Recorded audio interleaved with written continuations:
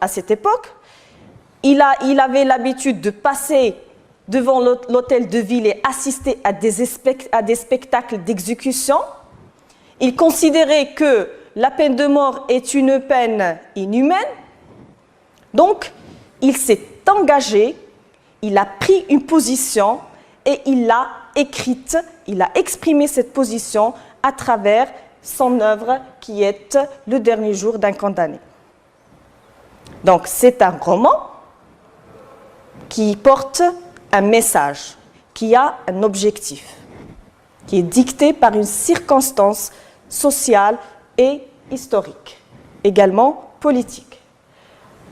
Mais elle reste, cette œuvre, une œuvre littéraire, parce que c'est un roman.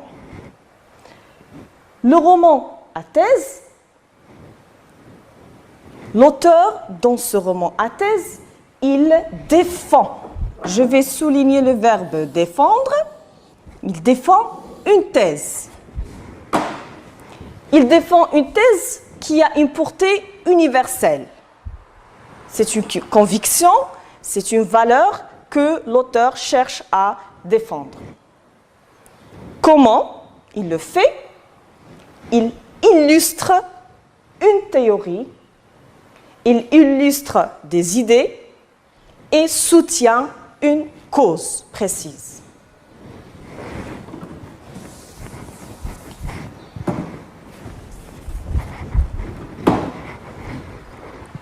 Toujours dans le cadre de la présentation, de la découverte de cette œuvre, on ne peut pas aborder un roman sans s'intéresser à ses personnages.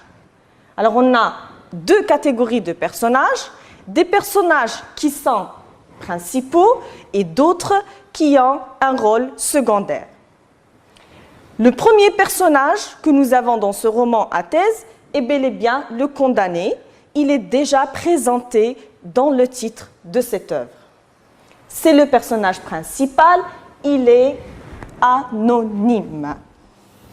Anonyme, ça rejoint l'explication que nous avions déjà donnée avec l'emploi de l'article indéfini dans le titre incondamné. Donc, il est anonyme, il n'a pas de nom, on n'a pas ni cité ni le nom, ni le crime qu'il a commis, on ne sait pas qu'est-ce qu'il a fait pour mériter ce jugement, ni son histoire ne sont signalés dans cette œuvre. Par contre, ce qu'on sait, c'est que ce personnage, il a une bonne éducation. On va le voir à travers l'étude des textes que ce personnage, il maîtrise très bien le latin, chose qui n'est pas donnée au peuple, parce que ce personnage, effectivement, il est issu d'une famille noble et riche. Le condamné est un père de famille. Pourquoi? Parce qu'on a, comme vous le voyez, le reste des personnages principaux, on a la fille du condamné, on a sa mère et sa femme. Donc, c'est un personnage qui est engagé sur le plan donc, social et familial.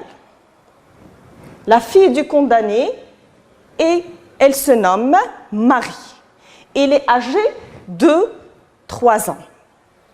Ce qui est intriguant avec ce personnage féminin, ce petit personnage, c'est une petite fillette, c'est que cette fille qui a été privée de son père à un âge très précoce, lors de sa visite à son père dans sa cellule avant son exécution, elle ne va pas, malheureusement, reconnaître son père.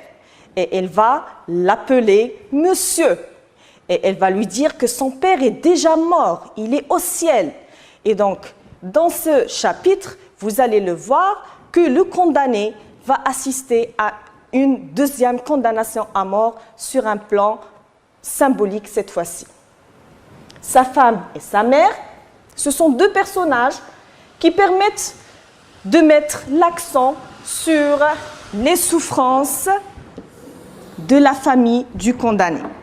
Alors, quand on parlera de ces deux femmes, on va les présenter comme des femmes faibles qui souffrent de problèmes de santé, qui sont très tristes, accablées par le jugement du condamné.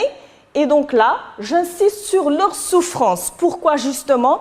Pour dire que non seulement le condamné souffre, non seulement le condamné va perdre sa vie, mais également toute sa famille souffre de ce verdict.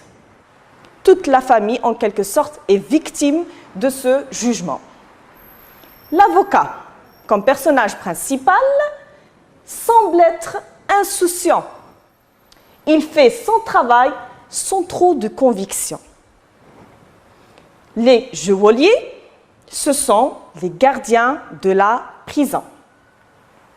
Le prêtre, il est un homme de religion, mais il est perçu par le condamné comme une machine, c'est-à-dire ce qu'il fait, c'est juste un automatisme qui se répète, et il est insensible carrément. Il rejoint presque la même posture de l'avocat.